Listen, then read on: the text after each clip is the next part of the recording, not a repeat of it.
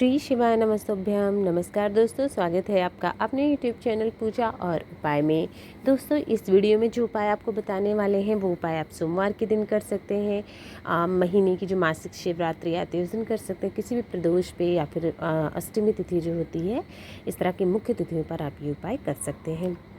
साथ ही साथ सावन शुरू हो रहा है, तो सावन में जिस भी दिन आप चाहें, क्योंकि पूरा सावन भगवान भोलेनाथ की पूजा की जाती है, तो आप किसी भी दिन ये उपाय कर सकते हैं। तब सावन में सबसे पहले बात कर लेते हैं आंकड़े का फूल, यानी इसको मदार का फूल भी कहते हैं, इस उपाय के बारे में। सबसे पहले ये जान लीजिए कि आंकड़े का फूल जब भी आप स्पर्श करते हैं, छूते हैं उसके किसी भी पार्ट को, तो उसको अपने हाथों को अच्छी प्रकार से धो लेना है, क्योंकि आंकड़े के पौधे में जहर होता माना जाता है। दो तरह के आंकड़े के फूल होते हैं, एक इस तरह से जैसे पिंक कलर का आप देख रहे हैं, हल्का नीला पिंक कलरफुल रहता है, ये पाया जाता है। और दूसरा एक होता है सफ़ेद रंग का। ये दो तरह के आंकड़े के फूल पाए जाते हैं। तो इस वीडियो में दोनों के अलग अलग उपाय आपको बताने वाले हैं। सबसे पहला जो उपाय करेंगे वो करेंगे मनोकामना पूर्ति के लिए। मनोकामना पूर्ति के लिए अगर आप उपाय कर रहे हैं तो फिर आपको ये जो पिंक वाला होता है, ब्लू वाला पिंक जैसा फूल दिख रहा है, ये वाला आपको मदार चाहिए होगा, आँख का पौधा, ये वाला फूल चाहिए होगा मनोकामना पूर्ति के लिए। आपको ये फूल लेना है। साथ ही साथ तांबे के लोटे में 1 लोटा जल ले लीजिएगा। बस ये 2 सामग्री और लेकर के आपको भोलेनाथ बाबा के मंदिर चले जाना है। जब आप वहाँ पहुँच जाते हैं तो सबसे पहले जो आपने मदार का फूल ले रखा है उसे आपको सबसे पहले माता शुक सुंदरी के स्थान पे श्री शिवाय नमस्तुभ्यम कहते हुए चढ़ाना है। उसके बाद उसी फूल को उठाना है और शिवलिंग के ऊपर आपको चढ़ा देना है। श्री शिवाय नमस्तुभ्यम कहते हुए शिवलिंग के ऊपर चढ़ा दीजिएगा। ठीक है, माता शुक सुंदरी के पास पहले चढ़ाना है, फिर शिवलिंग के ऊपर आपको चढ़ाना है। उसके बाद जो 1 लोटा जल आपने लिया हुआ है वो 1 लोटा जल भी आपको शिवलिंग के ऊपर श्री शिवाय नमस्तुभ्यम कहते हुए चढ़ा देना है। और आपकी जो इच्छा मनोकामना है, अंत में वो मनोकामना कह देनी है। कोई भी जल आपको इकट्ठा नहीं करना है, कुछ भी नहीं करना है, सिर्फ इतना सा आपको उपाय करना है और अपनी मनोकामना कहनी है। आंकड़े का फूल भोले बाबा का बहुत प्रिय होता है, तो आपकी मनोकामना ज़रूर पूर्ण होगी। अब आंकड़े के फूल से दूसरा उपाय करेंगे। अगर आप बीमारी के लिए उपाय करना चाह रहे हैं तो आपको आंकड़े का जो सफ़ेद वाला फूल आता है वो फूल आपको लेना है। बीमारियों से के लिए अगर करना चाह रहे हैं तो सफ़ेद फूल ले लीजिएगा। आंकड़े का सफ़ेद मदार का फूल भी कहते हैं। और साथ ही साथ 1 लोटा जल लेना है। बस इसका नियम थोड़ा सा अलग रहेगा और लेकर के चले जाना है शिव मंदिर शिवलिंग के पास। वहाँ पहुंचकर आपको जो आपने एक फूल ले रखा है, अब आपको सीधे वो फूल शिवलिंग के ऊपर चढ़ाना है और कहीं पर भी नहीं चढ़ाना है। सीधे आपको शिवलिंग के ऊपर कुंदकेश्वर महादेव का नाम लेते हुए वहाँ पर चढ़ा देना है। और उसके बाद जो 1 लोटा जल लिया है वो जल भी आपको उसी शिवलिंग के ऊपर ही और कहीं नहीं चढ़ाना है। जो भी बीमार व्यक्ति है जिसके लिए उपाय करें उसका नाम बोलना है, गोत्र बोलना है, जल चढ़ा देना है और उसकी बीमारी के लिए आपको प्रार्थना करनी है। बस इतना आसान सा उपाय, बस क्रम थोड़ा सा अलग है। अलग अलग उस समस्याओं से संबंधित के लिए आंकड़े के फूल का ही। कोई भी पानी इकट्ठा मत करिएगा, ना तो पिलाने की कोशिश करिएगा, क्योंकि आपको बता दिया है आंकड़े का फूल थोड़ा सा सावधानी से आपको करना होता है, क्योंकि उसमें जहर पाया जाता है। तो उपाय करने के बाद आप अपने हाथों को अच्छी प्रकार से साफ कर लीजिएगा। अब आ जाते हैं अपने दूसरे उपाय पर।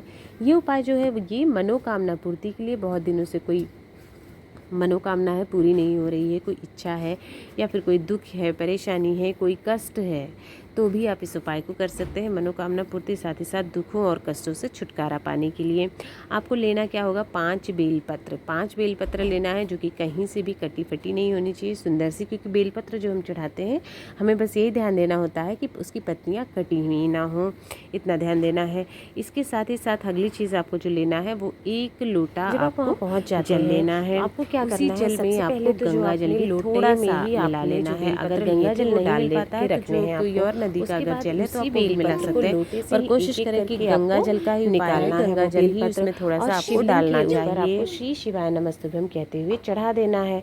ज़्यादा नहीं, एक ही अलग अलग जगह नहीं चढ़ाना है, एक ही जगह पर आपको चढ़ाना है। 1 बेलपत्र, फिर 2 बेलपत्र, 3 बेलपत्र, इस तरह से शिवलिंग के ऊपर आप चढ़ा दीजिएगा। फिर जो 1 लोटा जल आपने ले रखा है वो 1 लोटा जल श्री शिवाय नमस्तुभ्यम ओम नमः शिवाय कहते हुए आपको शिवलिंग के ऊपर जो बेलपत्र चढ़ाइए उसी के ऊपर चढ़ा देना है और कुछ भी नहीं। फिर वहाँ से जब बहता हुआ जल जलाधारी से नीचे आता है तो थोड़ा सा जल आपको एकत्रित कर लेना है और वहाँ पर बैठ के थोड़ा देर बैठना है, 2 मिनट 5 मिनट अपनी मनोकामना कहनी है। शिवलिंग को देखते हुए जो भी परेशानी है, कष्ट है, वो दुख वहाँ पर व्यक्त करना है। आसान सा काम है, आपको करना है। फिर वो जल जो इकट्ठा किया आपने, वो लेकर के आपको अपने घर चले जाना है और घर में एक बाथरूम एरिया को छोड़ के सभी जगहों पर उसका अच्छे प्रकार से छिड़काव कर देना है। इससे क्या होता है, घर की दुख परेशानी जो होती है वो दूर होती है, साथ ही साथ नेगेटिविटी दूर होती है और आपकी मनोकामना पूर्ति भी भगवान बाबा भोलेनाथ जल्दी पूरी करते हैं। तीसरा उपाय जो है वो धन संपदा के लिए है, माता लक्ष्मी की प्राप्ति के लिए, साथ ही साथ कर्ज मुक्ति के लिए भी आप इसे कर सकते हैं, या फिर इसके लिए भी कर सकते हैं किसी ने आपसे पैसे लिए हैं, कर्जा लिया है, आपसे उधार लिया है, लेकिन अब वो चुका नहीं रहा है, वो पैसे दे नहीं रहा है, तो भी आप इस उपाय को कर सकते हैं। यानी पैसे से संबंधित किसी भी प्रकार की समस्या के लिए ये उपाय आपको करना है। आपको लेना होगा थोड़ा सा शहद, एक कटोरी में आप थोड़ा सा शहद ले लीजिए। थोड़ा सा का मतलब 2-3 चम्मच शहद ले लेना है आपको। इतना शहद एक कटोरी में लेकर के रखना है। अब इसके साथ ही साथ आपको लेने हैं शमी के पत्ते। कितने शमी के पत्ते? 9 शमी के पत्ते भी आपको लेने हैं और 1 लोटा जल भी ले लेना है। अब जो 9 शमी के पत्ते आपने लिए हुए हैं, जो शहद लिया है आपने, उसी कटोरी में आपको 9 शमी के पत्ते डाल देने हैं और अच्छी प्रकार से उसको डुबा देना है, मतलब शहद जिससे शमी के पत्तों पर के लग जाए। इस तरह से वो शहद वाली कटोरी जिसमें शमी पत्ते हैं और 1 लोटा जल लेकर के महादेव के मंदिर आपको चले जाना है। जब आप वहाँ पहुँच जाएंगे तो सबसे पहले उत्तर दिशा की तरफ मुख करके खड़े हो जाना है और आपको 1 लोटा जल जो आपने ले करके गए हैं, सबसे पहले आपको अवधूतेश्वर महादेव का नाम लेते हुए वो जल समर्पित करना है। ठीक है, किसका नाम लेंगे? अवधूतेश्वर महादेव को स्मरण करते हुए वो जल वहाँ पर समर्पित कर देना है शिवलिंग के ठीक ऊपर। उसके बाद जो 9 शमी के पत्ते हैं, शहद की कटोरी से 1-1 शमी का पत्र उठाना है और शिवलिंग के ऊपर आपको चढ़ा देना है। ऊपर मतलब आप कहीं भी चढ़ा दें, चिपका दें उसको, शिवलिंग के ऊपर ही, लेकिन उसको आपको चढ़ाना है 9 के 9 शमी के पत्ते शहद वाले। कटोरी में थोड़ा बहुत शहद बच भी जाएगा तो वो शहद आपको माता शुक सुंदरी का जो स्थान है बीच का, उस जगह पे उसका लेपन कर देना है माता शुक सुंदरी के स्थान पर उसी शहद से।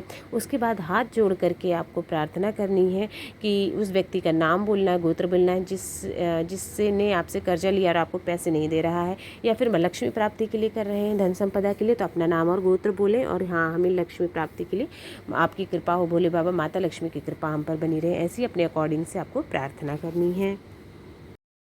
दोस्तों, इस वीडियो में अलग अलग उपाय बताए हैं अलग अलग परेशानियों के लिए। आपकी परेशानी से संबंधित उपाय जो भी है वो उपाय करके ज़रूर देखिएगा। अगर आपको वीडियो पसंद आया हो तो वीडियो को लाइक करें, शेयर करें, चैनल को सब्सक्राइब करें, कमेंट बॉक्स में हर हर महादेव ज़रूर लिखिएगा। आप सभी पर भगवान भोलेनाथ की कृपा हमेशा बनी रहे। श्री शिवाय नमस्तुभ्यम।